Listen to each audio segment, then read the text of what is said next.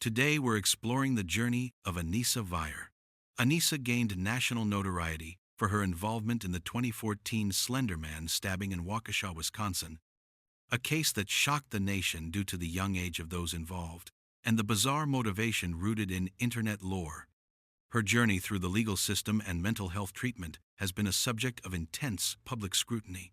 So, where is Anissa Weier now? Let's find out. Anissa Weier was 12 years old when she and a friend lured their classmate, Peyton Leutner, into the woods and stabbed her 19 times in an attempt to appease the fictional internet character Slender Man. Weier's defense argued she was suffering from a mental disease or defect, MDD, and genuinely believed that Slender Man was real, which diminished her capacity to understand the criminality of her actions. The court ultimately agreed, finding her not guilty by reason of MDD. Weier was committed to the Winnebago Mental Health Institute.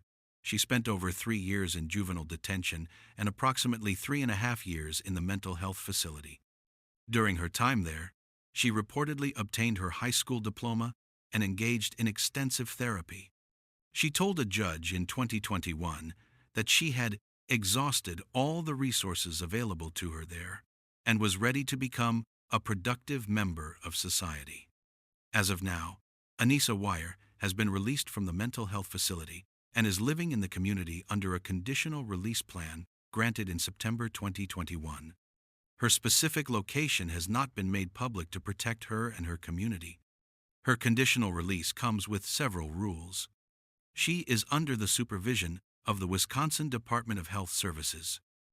She is forbidden from having any contact with the victim, Peyton Leutner, until 2039. While she was initially required to wear a 24-hour GPS monitor, this condition was waived in September 2023. She must continue with psychiatric treatment. Her internet use is restricted and monitored.